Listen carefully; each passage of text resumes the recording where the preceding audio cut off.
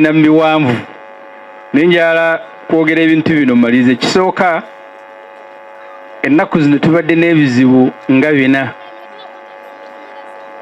Ekizibu ekisooka abantu ba gavumenti n'ebitongole ettaka libawoomera nnyo. National Water bwe yali eyisawo pulojekiti yajja n'ebala abantu n'ebaliriira n'eyisawo pulojekiti yaayo. UNRA wano wagenda kuyitawo Southern Bypass Jinja Expressway, abantu yabawandiika dda balinde basasule buli omwana onye gy'alaga. Kaakati ate tuba tuli awo bya National Housing n'abigendamu oluvannyuma nga ne poliisi bano abapoliisi be baali badde basookera ddala okukuuma abantu kubanga nabo ku ttaka sitatasi yaabwe teyawukana naye muntu mulala ali ku ttaka kuno. Poliisi nabo basenze naye kati balabanga ettaka bwe bayitawo kye baatugambako nti balina gwe balisaggulira bagobako abantu waliwo alyagala. So n'olwekyo ensonga eyange egenda kubeera mu bufunze. Ezo z'ensonga ezitutawaanya. UNRA yabalirira abantu ebe n'atera basasula, poliisi nejja nebagoba. National Water yabasasula neyisawo project. Gavumenti kankutumeyo ekirala, mugiyambeko esobola okucoordinating eyogere ng'olulimi lumu. Tuyinza kujja ng'oli wa National Water gwenga nti abantu baliwo mu butuufu n'obasasula, UNRA n'ojja n'obawandiika n'obasuubiza obbasasula, ate poliisi nejja nebagoba abantu be bamu. Nga bwe nagambye ripooti nagirabyeko naye omutuufu ye minisita. Okusooka eno fayiro z'enkutte zino sigenda ziyitamu temutya, naye kwata wano Omar, nja kusoma mu paragraph era ne baluwa gye yawandiise ku meeting eyo alina byakonyeeko awo ebiri mu ripooti byagenda otusomera.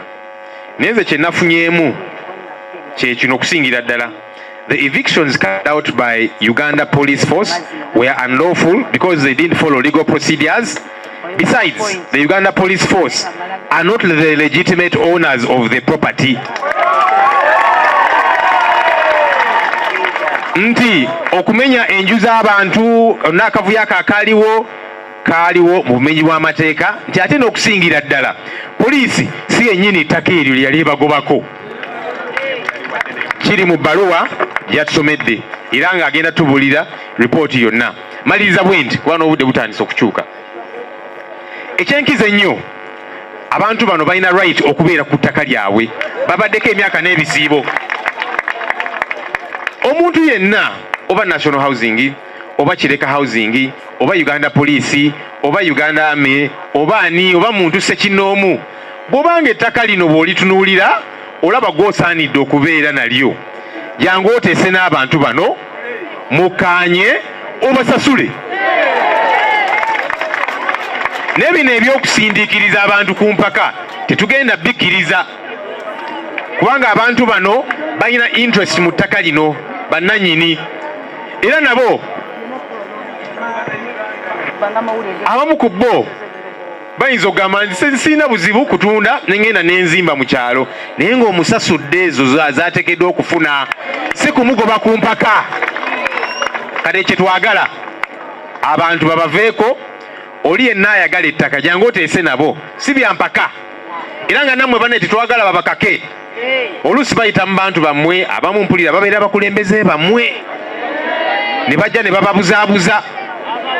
Omuntu yenna ayagala okutunda ettaka litunde nga weeyagalidde, era ng'osasuliddwa ssente ezo gwe zoolaba nti zino zensaanidde okufuna. So tetugaana nti omuntu asobola okutunda ettaka lirye, asobola okulitunda naye nga si ku mpaka. Kyekyenkiza ennyo, sigenda kusukkawo awo. Era ne mu Parliament nja bimuwa.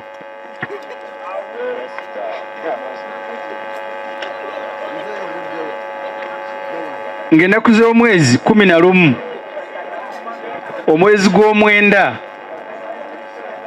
2014 Auditor General yakola ripooti bagyogeddeko wano special investigation report by the Auditor General on the operations of National Housing and Construction Company Limited. Paragraph emiyo kaje njagalamu file ebisigadde nja bikuwa. National Auditor General yawandika ku bintu bingi. Naye bwe yatuuka ku ttaka lino yagamba bw'ati. There was negligence by National Housing and Construction Company Limited in failing to develop and utilize the land as required by the conditions of the lease, which in turn paved the way for massive encroachment on the land and a lawsuit by Kireka Estate Limited. US dollar 5.1. Ekiseera ekyo zaali zirimu 13 billion.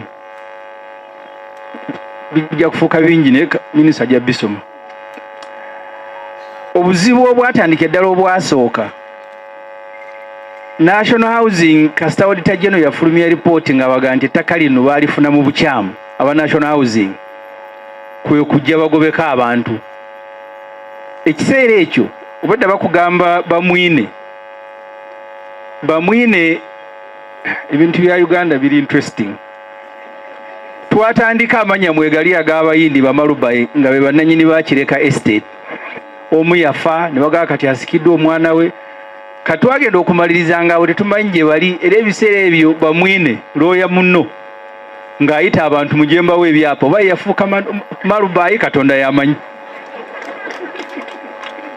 So conclusion ya Auditor General yali nti National Housing yagula freehold from foreigners aba Kireka Estate, which is against the constitution. In fact nga kyagamba nti balina ttaka aba National Housing. Report eno manye ebintu bingi byosoma naye nja kuwaako kopi abantu bo bagikunoonyeze. So n'olwekyo nze njagala concludinga byange. Ekisooka tulina ebizibu ekiruddewo eky'ettaka. Badde ngamba Honorable Joel Senyonyi. Buli atunulya ettaka lino alabanga ekkalu kyova ne poliisi bazze wano ndaba basembezaayo abantu. Nabo balabanga ekkalu naga naffe tusaleesaleko ogutundu tutwaleko. Eyo poliisi gy'olaba yajja wano neekuba abantu nti muve ku ttaka lya National Housing ate yakomawo egamba lyange. Awo. Kati buli ayimirira eyo n'alaba ettaka lino n'ali alaba Savaga kale singa ntwalako yiika waakiri bbiri. Tulina ekizibu n'okutuuka olwaleero kyenkusaba minisita. Waliwo abantu abalina ebyapa. It's not contested. Eyo right weeri eri mu tteeka. Ne mubaamu n'abantu abali ku ttaka nga abatuuze abasenze. Even that right is not contested. Kyojjo tuyambako nga bino biwedde kuorganizinga government na dam ministry mwoli right z'abantu abo ababiri. Abantu abali ku ttaka wano balinako right yaabwe tebeetagisa kubeera na land title era ekyo kimanyi bulungi. Naye right yaabwe buli ajja gy'ayagala okusooka okumenyawo asobole okukolerako ddiiru. So kyekiwanvu ebiri interim abantu bano poliisi be yagoba ku ttaka. Olwaleero nkulabyeko mu bitundu ebimu ng'okulembera abantu ne badda ku ttaka.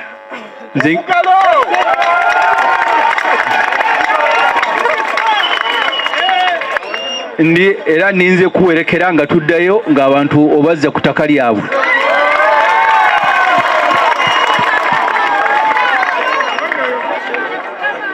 Naye era nga mulemerako nga mwagala obwenkanya. So kati ne kyeyoleka mu lwatu nti poliisi terina bujulizi bulaga nti ettaka lyayo. In fact abantu abamu abali wano poliisi bajja mu balaba babasangawo wano.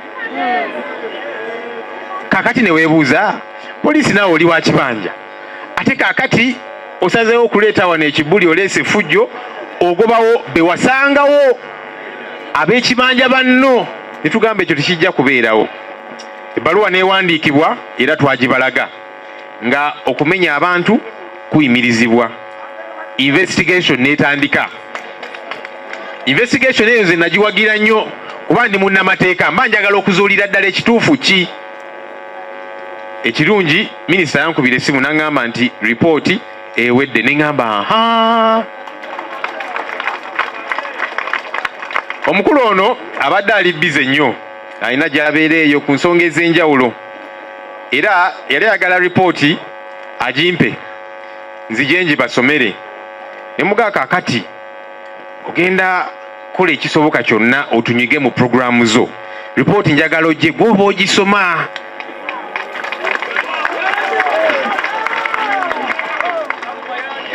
Kubanga yateekawo investigation naki era ye minisita ne tubeera mu paalamenti eyo ku nsonga ez'ettaka gwe tunuulira ne tumugaa nti kakati minisita kino na kino nakiri mukitubuulire, nga saagala muntu yenna yeekwase agamba nti eyo ripooti ya Ssennyonyi. So ne musaba nyigiriza kyovudde olaba akaseera kayiseewo akabanga kanene era mbeebaza kubanga mbadde bagumiikiriza, naye ng'ekyo kyenjagala nga saagala nze nzije ne ripooti ngisome wano nga nyini ripooti ate waali. Tukwebaza ssebo oze.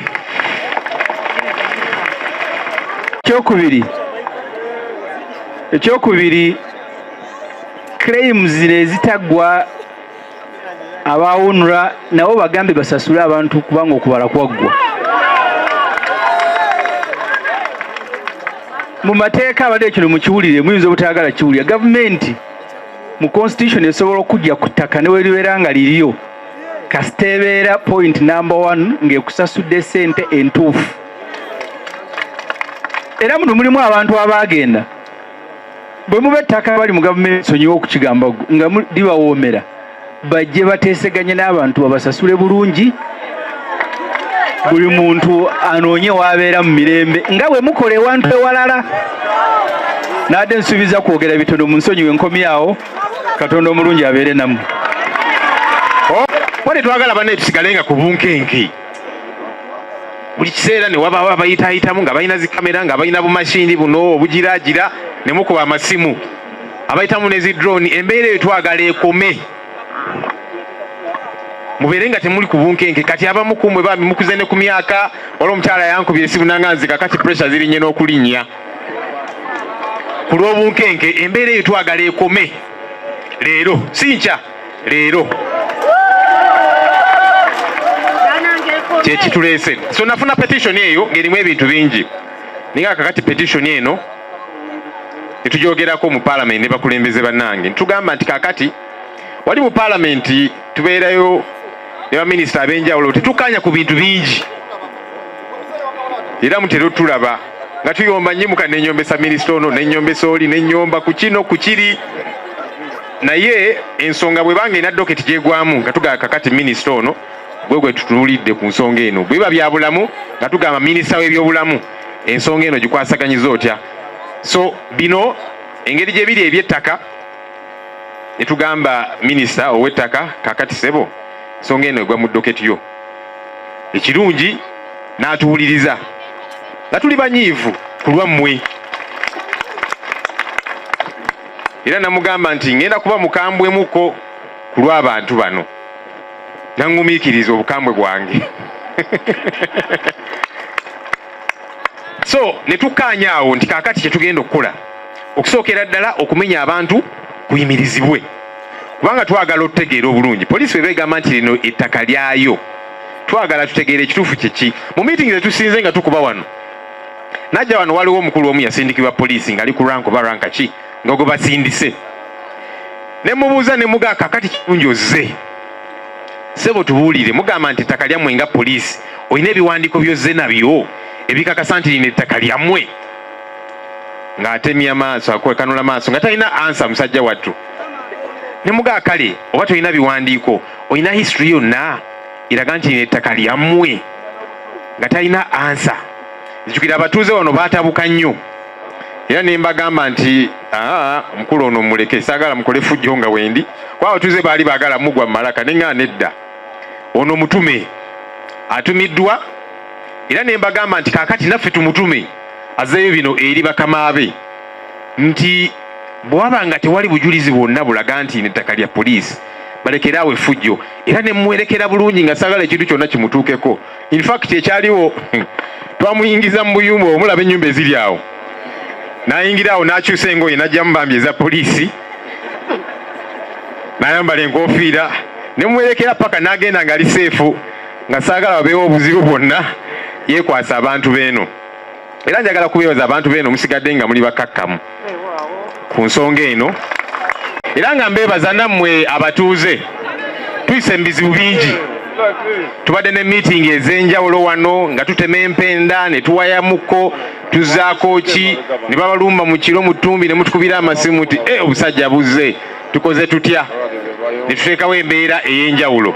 Njagala kubeebaza kubanga mulemeddeko ku nsonga eno, mwebale butapowa era kye kituyambye okutuuka wano we tutuuse. Ebizibu bingi ebibaddewo, abantu baagobebwa ku mataka gaabwe, ebintu by'abantu byayonoonebwa, abantu baalumizibwa, n'okufa kwaliwo wano. Richard Mubiru yattibwa yakubibwa essasi. RCC yabaddeko wano n'avaawo, simanyi oba yagenzeewa. Yafunye appointment kubanga waliwo ababadde batiddemuko ensonga ey'okuyiwa omusaayi bweyogeddwako wano.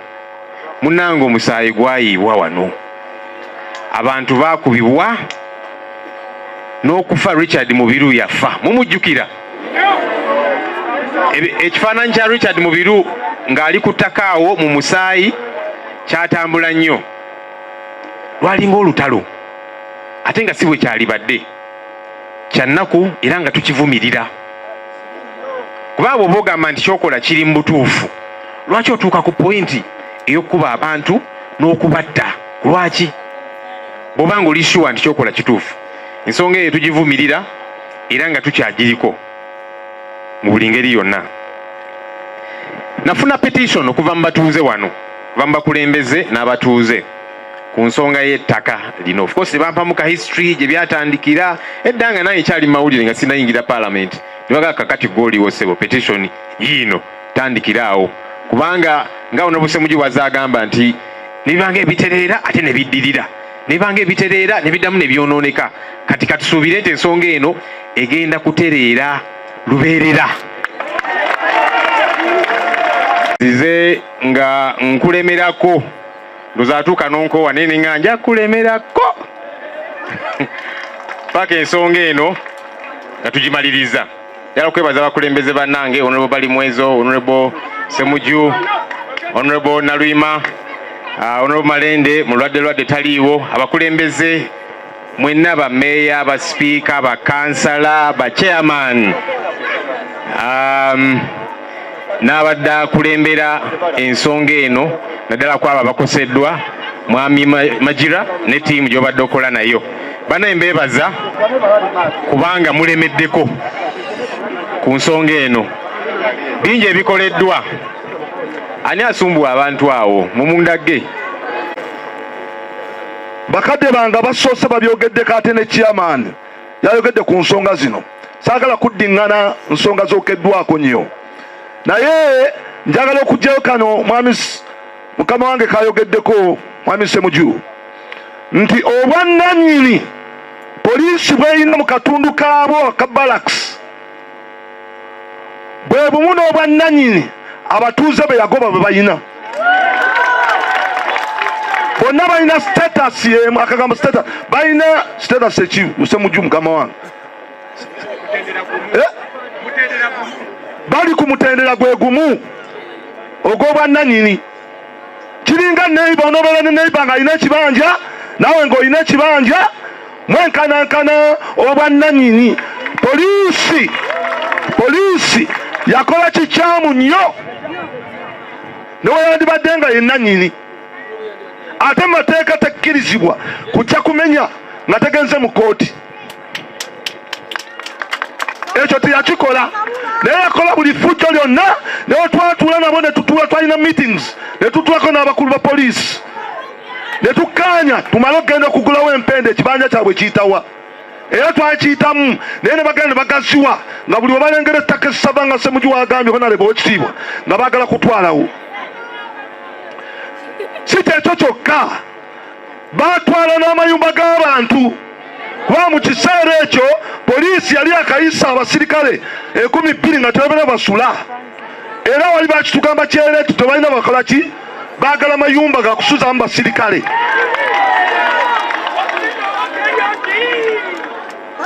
IGP Kashigazi oyo minisita nga tugenze n'omukulu oyo n'abakulu abalala n'amuwandikira ebbaluwa asooka azikize, yagenda mu maaso n'amenya. Netulowooza nti oba oluusi omukulu yamutumye, kubanga IGP minisita gw'otwala gwe kubanga osobola okulagira IGP kusinzira ku protocol, era njagala okufaana ng'olagira kigwe. Mbaddeko naawe temusaaga, mbaddeko n'omusajja ono. Amazima tulina sibuta Mwami Ssenyonyi, ewange tulina titles zetwakansolinga okugeza omwalo gwa Port Bell baali bagubba nga bamafia bakola ki, ne bagufunako ne title, ne tumuwandikira n'agifuna ebbaluwa, tugobya process title eri cancelled kakati twagala okozesa amaanyi ge gamu ge wakozesa wali ne wano gakole. Nkukakasa nze nkumanyi, nze mbadde shadow minister omukulu bakulu bampa tata nkwebaza nti nakisavinga bulungi nnyo. Oyo omukulu wange oyo mukama wange mwanyi ekitiibwa we batuule ne bagamba gwogenda okubeera shadow minister w'ebyettaka, era nze mbadde ekisiikirize kyono, naye ekisiikirize nekikola, era tulina bingi byetukyusizza. Si kisiikirize busiikirize tetwakola ssebo. Onjagala ojja wano ogambe nti saakola.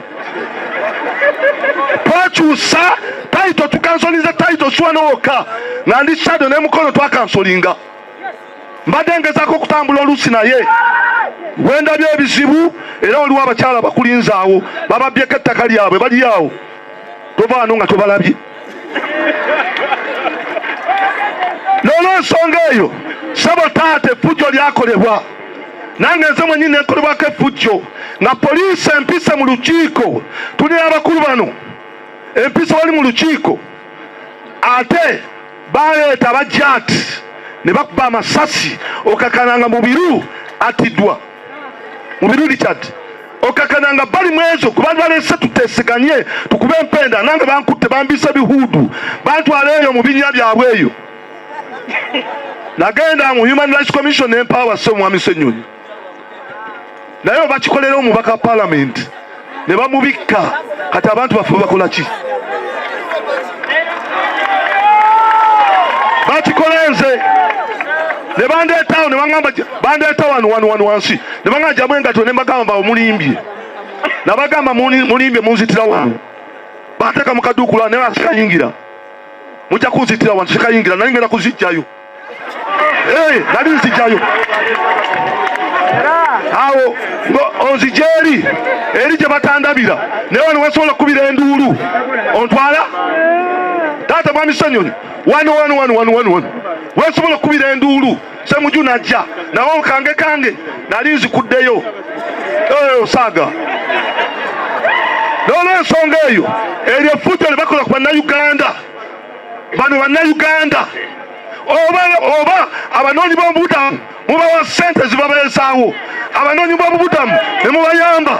Lwaki bannayuganda batwalibwanga kinoma? Nojja n'omenya ennyumba ya munnayuganda nga talina wakusula. Nzijukira waliwo omusirikale wa UPDF yalina akayumba ke keezimbidde wa UPDF, najjaawo n'emmundu singa Saamu Kakkanya yali agenda kuba abasirikale bebyasi, ne mulimbalimba nti Kakkanya ntubaza okukola ne minisita agenda bazaawo, bagenda basimbira, era ova wano nga tukukikoze simanyi wawaali simanyi wawaali ze namugamba tetuli basanyufu olwa gavumenti. Twebuuza buli term of office balina okumenya amayumba mu Nakawa. Basobola kumenya amayumba ga Naggulu, Nakawa Estates, olumala bamenya amayumba ga Kiswa ne Mbuya 1 twebuuza kiki ekibaawo eri government okubeera nga bamenya amayumba gaffe ageno eno Nakawa n'Ekira era ffe tetubasanyufu naye nenya nnyo abapoliisi nenya nnyo Ministry of Internal Affairs abantu okumenya amayumba nga babeera wano kumpi Ministry of Internal Affairs eri wano kumpi ne bamenya amayumba g'abantu wano okumala mwezi mulamba nga bamenya amayumba kyannaku nnyo kibi nnyo kibiddala kyensaba ne ba MPs bateekemu ku bwangu ku nsonga ezigenda mu maaso ba MPs baffe abanakawa East West n'Ekira tebateekamu bwangu balwawo nnyo ku nsonga ezo okuswala mu Parliament balwawo nnyo ensonga ezo okuswala mu Parliament kyobalaba n'olwaleero kyali wano twakamala kati omwaka mulamba gana amanyumba bagamenya November last year kati olwaleero it's November 2024 kyanaku nnyo so tusaba government erekeraawo okumenya amayumba ga Nakawa era kati obuddako naffe tugenda kwerwanako akuba ensonga zo nsonga nene nnyo so tusaba ensonga ezo zikome amuntu akuza akayumba ke abeere gyali nga ne mukweyiya bano abantu ababeera mu mayumba gano babeera mu kweyiya bweyiya atunda myala atunda nnyanya nayezimba kayumba esene bazijja mu bugubi nnyo so n'ebyo tusaba abantu balekeraawo okumenya amayumba gaffe bonywa amateeka